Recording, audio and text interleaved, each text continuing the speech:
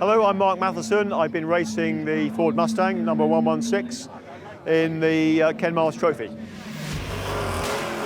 Mark Mathieson, good start though. Anything American he absolutely loves. So the car came from Henry Mann at Alan Mann Racing.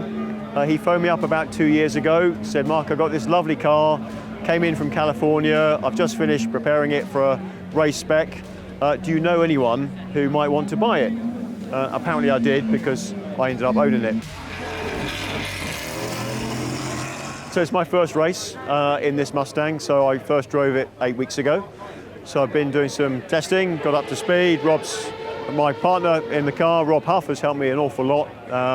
Really good coaching. Michael Lyons, Jodie Fannin and Chris Snowden, all coaches have helped me as well.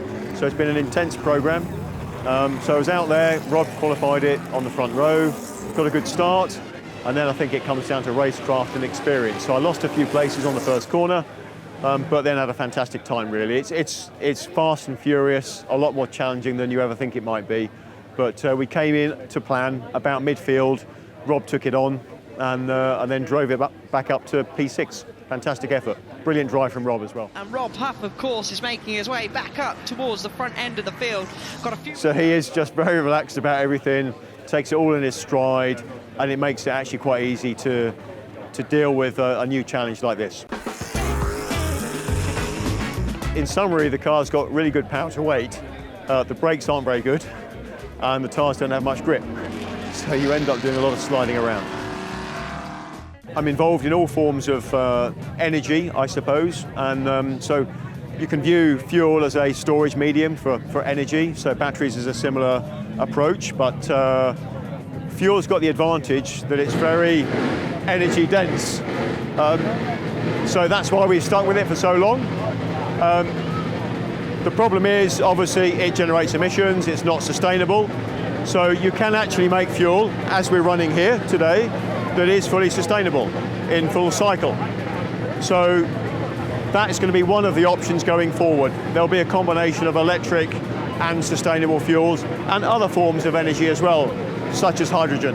Motorsport has a job to do to educate people and showcase the art of the possible. And certainly sustainable fuel will have a place in the future for that portfolio of solutions for future energy. So for example, if you need a lot of power or a higher level of power and you're traveling a higher distance, that might be traveling more distance in a car, a road car, then actually there's a case for sustainable fuel.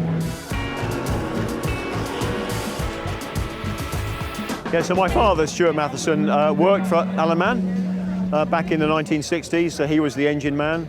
He built all the engines for the race cars for the Ford program. Way back when, about the age of 10, I was in his workshop taking racing engines apart on a Saturday morning.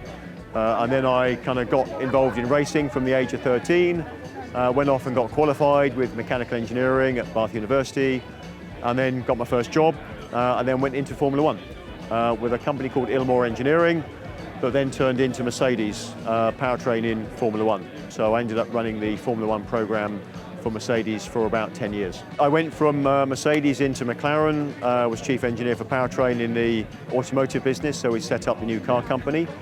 So spent some time there, but I also sat on the Automotive Council advising the government and industry in the UK about investment of R&D funding and so on.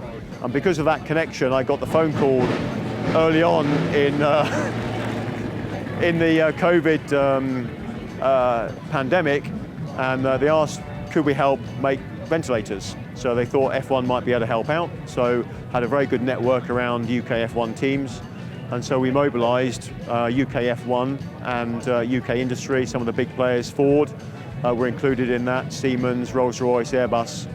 So we worked together and generated, the headline really was about 13,500 ventilators, so 23 years worth of normal production in just 12 weeks. The series of events at Goodwood, it's an absolutely fantastic weekend, kind of unrivaled globally, I would say.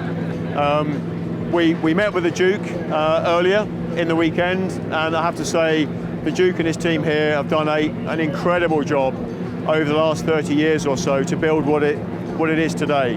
And again, it's very, very special. You've got to come here and experience it, really.